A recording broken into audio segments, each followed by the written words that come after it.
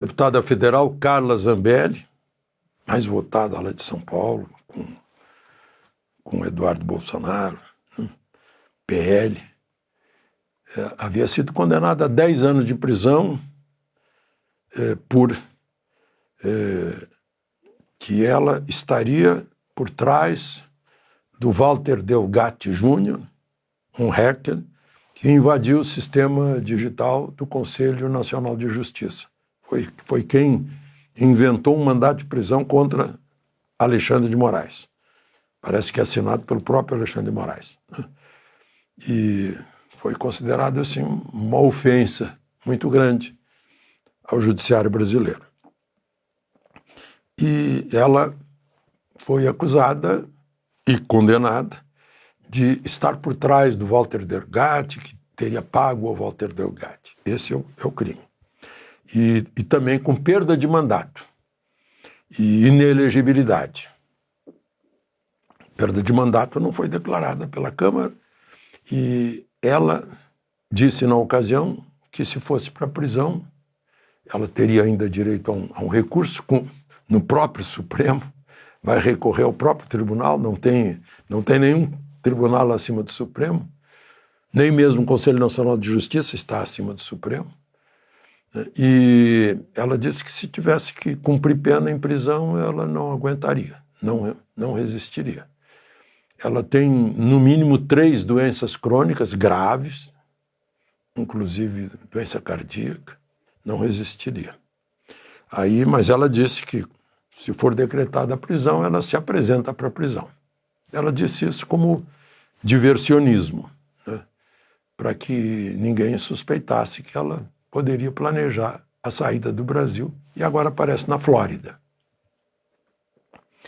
Não sei como ela chegou lá, o que eu sei é que a intenção dela é morar em Portugal, com apoio do Chega, que agora já é a segunda força na Assembleia da República, que é o parlamento de Portugal. E chega crescendo assim vertiginosamente, o socialismo caindo, que agora é 3º lugar. Aliás, na Polônia ganhou a direita agora. A direita já está na Hungria, na Itália, vai ter eleição na Holanda. Bom, mas voltando a Carla, está lá nos Estados Unidos, certamente foi bem acolhida lá, porque os americanos já sabem do contexto do crime político, né, aqui no Brasil. E assume o suplente, no primeiro passo é se licenciar. Assume o suplente, que é o coronel PM Tadeu, do mesmo partido, do PL. Bom, e o presidente Lula, que agora à noite está embarcando para a França. Tem uma reunião sobre os oceanos das Nações Unidas.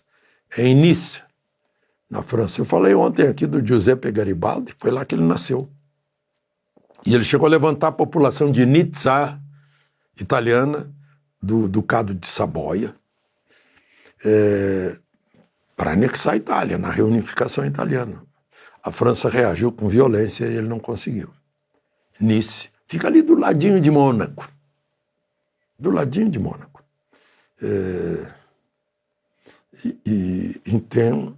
Então é um lugar assim muito atraente. Quem vai para Mônaco desce no aeroporto de Nice, que é a 5ª cidade francesa em população. Tem lá o Boulevard dos Ingleses, Cassino de Mônaco ali do lado. Uma vez eu fui lá conhecer o cassino, às 11 da manhã só tinha 2 pessoas jogando. Estavam na roleta. Um era o empreiteiro do Paraná, Cecílio do Rego Almeida, e outro era meu Deus, é de São Paulo, foi uma espécie de tesoureiro do Maluf durante algum tempo. Memória me traiu. Mas, enfim,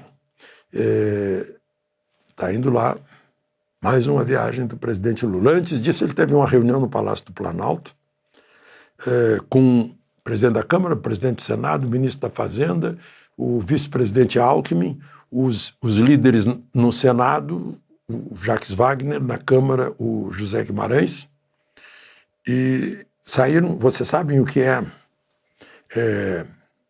agência estruturante? Pois é, saíram com uma agência estruturante e muito abrangente, no dizer do presidente da Câmara, que foi uma espécie de porta-voz da reunião. Eles estão estudando o que fazer, porque o país não aceita o IOF, Imposto sobre Operações Financeiras, que já está em vigor com um decreto. O Congresso já estava unido para derrubar o decreto com o decreto legislativo. Seria um vexame para o Poder Executivo. Então, talvez para não dar o vexame a Lula, vão criar uma alternativa. Qual é a alternativa? Para tapar buracos como esse do Correio, meu Deus do céu. No primeiro trimestre foi o dobro do prejuízo, mais do que o dobro do prejuízo do primeiro trimestre do ano passado. Está cada vez piorando mais. Se descobriu um edital de licitação para comprar. Eu vi a notícia, carros de luxo, eu não sei qual é a marca, muitas vezes o jornalista não sabe o que é carro de luxo, chama carro de luxo um carro normal, mas enfim. Comprei um carro novo, vamos chamar de carro novo, para a diretoria dos Correios. Que vergonha. Estatal com prejuízo não pode comprar carro novo para a diretoria. Não. Mas, enfim, aí anunciaram lá como vão pegar esse dinheiro. De onde? Vão pegar da China? Ou de Taiwan? Ou dos marcianos? Não, só vão pegar dos brasileiros, não tem outra. Não tem outra fonte. Como não tem almoço grátis, o governo gasta e precisa cobrar dos pagadores de impostos, como você, como eu. Esse são as medidas estruturantes e abrangentes. O pessoal gosta de palavra, né, palavrório, e acha que isso... Vocês lembram do arcabouço fiscal? Está aí o arcabouço fiscal. Está aí. Esse é o arcabouço fiscal. Que bonito. Não seria muito melhor manter aquilo que veio lá do governo Temer? Teto de gastos, ponto final. Você não pode, o governo não pode gastar mais do que isso. Porque as pessoas não conseguem mais pagar imposto. Bom, o presidente Lula depois, né, olhem só, o Ministério de Relações Exteriores, Itamaraty, tomando o maior cuidado de não se pronunciar sobre o que o noticiário está dando, sobre lei Magnitsky, né, ou corte de visto para entrar nos Estados Unidos.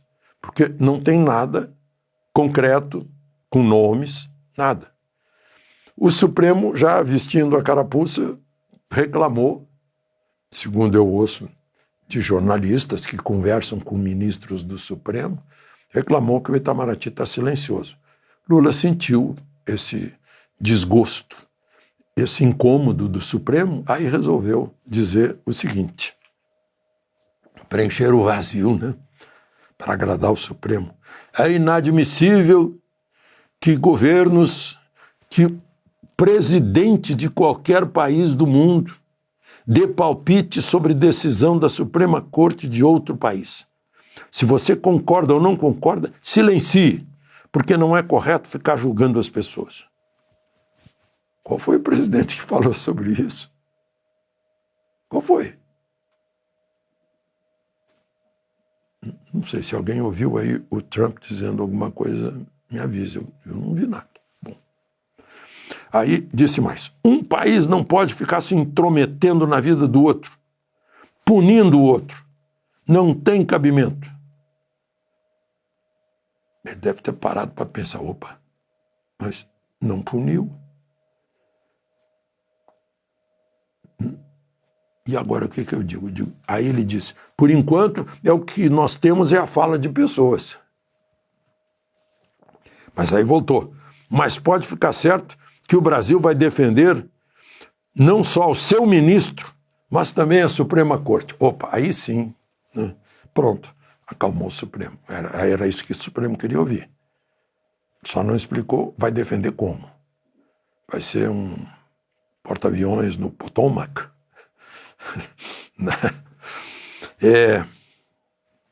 Bom,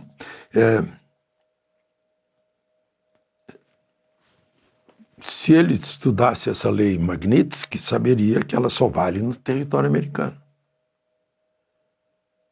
A questão de visto também só vale no... Os Estados Unidos não estão proibindo que ninguém saia do Brasil. Estão proibindo entrar nos Estados Unidos. Isso é soberania de um país. Ao mesmo tempo que se disser, ó, bens aqui, aí é punição para quem tem bens aqui e não respeita os direitos humanos. Aí a gente bloqueia os bens.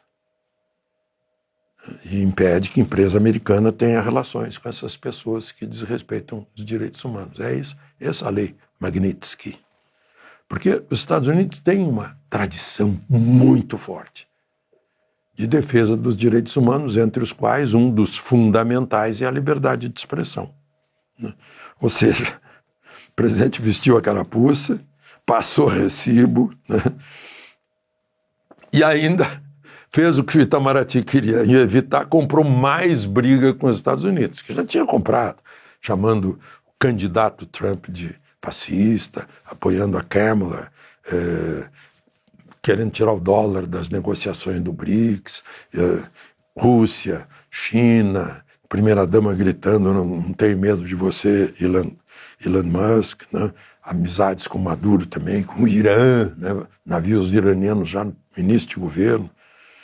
E aí, para finalizar, né, dessa briga com os Estados Unidos, ainda piorou a situação, porque o Eduardo Bolsonaro, que está lá, é muito amigo do Trump, chamou Eduardo Bolsonaro de terrorista. De Brasília, Alexandre Garcia.